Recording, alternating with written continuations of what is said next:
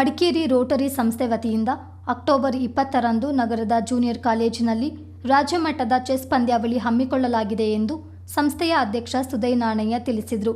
ಮಡಿಕೇರಿಯಲ್ಲಿ ಸುದ್ದಿಗೋಷ್ಠಿಯಲ್ಲಿ ಮಾತನಾಡಿದ ಅವರು, ಕೊಡಗಿನಲ್ಲಿ ಚೆಸ್ ಕ್ರೀಡೆಗೆ ಪ್ರೋತ್ಸಾಹ ನೀಡುವುದು ಮತ್ತು ಮಕ್ಕಳಲ್ಲಿ ಚೆಸ್ ಆಟದ ಬಗ್ಗೆ ಆಸಕ್ತಿ ಮೂಡಿಸುವ ನಿಟ್ಟಿನಲ್ಲಿ ಸ್ಪರ್ಧೆ ಹಮ್ಮಿಕೊಳ್ಳಲಾಗಿದೆ. 10 ವರ್ಷದೊಳಗಿನ ಮತ್ತು 16 ವರ್ಷದೊಳಗಿನ ಮಕ್ಕಳ ವಿಭಾಗ ಹಾಗೂ ಸಾರ್ವಜನಿಕರಿಗೆ ಮುಕ್ತ ಚೆಸ್ ಪಂದ್ಯಾಟ ನಡೆಯಲಿದೆ. ಅಕ್ಟೋಬರ್ 19ರಂದು 10 ವರ್ಷದೊಳಗಿನ ಮಕ್ಕಳಿಗೆ ಚೆಸ್ ತರಬೇತಿ ನೀಡಲಾಗುವುದು. ಅಕ್ಟೋಬರ್ 20ರಂದು ಸ್ಪರ್ಧೆ ನಡೆಯಲಿದೆ ಎಂದು ತಿಳಿಸಿದರು. 10 ಮತ್ತು 16 ವರ್ಷದೊಳಗಿನ ಮಕ್ಕಳಿಗೆ 400 ರೂಪಾಯಿ ಪ್ರವೇಶ ಶುಲ್ಕ, ಮುಕ್ತ ವಿಭಾಗಕ್ಕೆ 500 ರೂಪಾಯಿ ಪ್ರವೇಶ ಶುಲ್ಕ ಇರಲಿದೆ. ಓಪನ್ ಕ್ಯಾಟಗರಿಯ ಸ್ಪರ್ಧೆಗೆ ಮಾತ್ರ ಬಹುಮಾನ ನೀಡಲಾಗುತ್ತದೆ.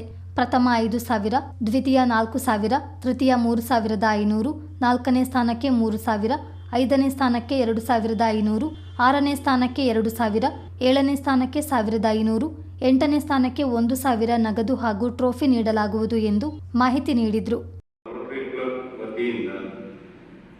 ಅಕ್ಟೋಬರ್ ಇದೇ ಬರೋ ತಿಂಗಳು ಅಕ್ಟೋಬರ್ 19 ಹಾಗೂ 20ನೇ ತಾರೀಕಂದು ನಾವೊಂದು ಚೆಸ್ ಕೋಚಿಂಗ್ ಕ್ಯಾಂಪ್ ಹಾಗೂ ಒಂದು ಟೂರ್ನಮೆಂಟ್ ಅನ್ನು ನಾವು ಆಯೋಜನೆ ಮಾಡ್ತಿದ್ದೀವಿ. ಅದು ನಮ್ಮ ಮಡಿಕೇರಿಯ ಜೂನಿಯರ್ ಕಾಲೇಜ್ ಕ್ಯಾಂಪಸ್ಸಲ್ಲಿ ನಾವು ಅದನ್ನು ನಡೆಸ್ತಾ ಇದ್ದೀವಿ. ಸೊ ಅದಕ್ಕಾಗಿ ಇದರಲ್ಲಿ ನಾವು ಈ ಚೆಸ್ ಏನು ಟೂರ್ನಮೆಂಟ್ ಕೋಚಿಂಗ್ ಕ್ಯಾಂಪ್ ಏನಿದೆ 19ನೇ ತಾರೀಕಂದು ಬೆಳಿಗ್ಗೆ ಶುರು ಆಗ್ತದೆ. 9 ಗಂಟೆ ವರ್ಷದಲ್ಲಿ ಶುರು ಆಗ್ತದೆ. ಅದರಲ್ಲಿ ಅಂಡರ್ 10 ಮಕ್ಕಳು ಯಾರಿದ್ದಾರೆ ಅವರಿಗೆ FIDE ಡೈರೆಕ್ಟರ್ ಹಾಗೂ ಆರ್ಬಿಟ್ರರ್ ಡಾಕ್ಟರ್ ಶ್ರೀಪದ್ KV ಅವರು ಮಕ್ಕಳಿಗೆ ತರಬೇತಿಯನ್ನು ಕೊಡ್ತಿದ್ದಾರೆ.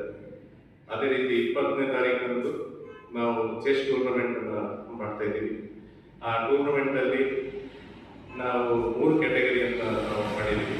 ಆ 3 ಕ್ಯಾಟಗರಿ ಅಂದರೆ ಅಂಡರ್ 10 ಒಂದು ಕ್ಯಾಟಗರಿ, ಅಂಡರ್ 16 ಒಂದು ಕ್ಯಾಟಗರಿ ಮತ್ತು ಓಪನ್ ಕ್ಯಾಟಗರಿ.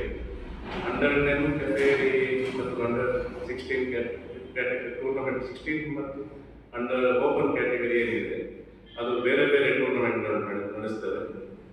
ಸೊ ಇದರಲ್ಲಿ ನಾವು ಎಂಟ್ರಿ ರಿಜಿಸ್ಟ್ರೇಷನ್ ಫೀಸನ್ನು ಓಪನ್ ಕ್ಯಾಟಗರಿಗೆ 500 ಪ್ಲೇಯರಿಗೆ 500 ಅಂತ ರಿಜಿಸ್ಟ್ರೇಷನ್ ಫೀಸನ್ನು ಫಿಕ್ಸ್ ಮಾಡಿದ್ದೀವಿ.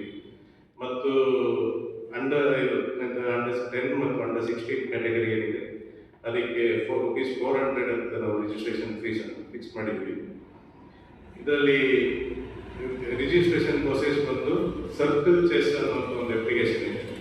ಅದರಲ್ಲಿ QR ಕೋಡ್ ಕೊಟ್ಟಿದ್ದೀವಿ ನಮ್ಮ ಇದರಲ್ಲಿದೆ. ಅದರ ಮುಖಾಂತರ ನಾವು ರಿಜಿಸ್ಟ್ರೇಷನ್ ನಾವು ಮಾಡ್ತಾ ಇದ್ದೀವಿ. ಸೊ ಇದರಲ್ಲಿ ನಾವು ಇದೇನು ಮಾಡ್ತಿದ್ದೀವಿ, ನಮ್ಮ ರೋಟರಿ ಕ್ಲಬ್ ವತಿಯಿಂದ ಯೂತ್ ಸರ್ವಿಸ್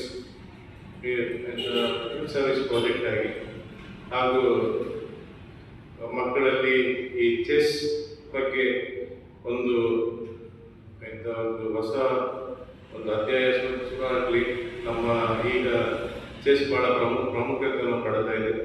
ಅದೇ ರೀತಿ ನಮ್ಮ ಜಿಲ್ಲೆಯಲ್ಲೂ ಮತ್ತು ನಮ್ಮ ಕರ್ನಾಟಕದಲ್ಲೂ ಚೆಸ್ಸಿಗೆ ಒಂದು ಪ್ರಾಮುಖ್ಯತೆ ಸಿಗಲಿ ಅನ್ನೋ ಕಾರಣಕ್ಕಾಗಿ ಒಂದು ನಮ್ಮ ರೋಟರಿ ಕ್ಲಬ್ಬಿಂದ ಯೂತ್ ಸರ್ವಿಸ್ ಪ್ರಾಜೆಕ್ಟ್ ಆಗಿ ನಾವು ಇದನ್ನು ಮಾಡ್ತಾ ಇದ್ದೀವಿ. ಇದರಲ್ಲಿ ನಾವು 2022ನೇ ಇಸ್ವಿಯಲ್ಲಿ ಕೂಡ ಸುದ್ದಿಗೋಷ್ಠಿಯಲ್ಲಿ ಪ್ರಮುಖರಾದ KC Cariappa, Prince Ponnanna, CT Mandanna ಹಾಜರಿದ್ದರು.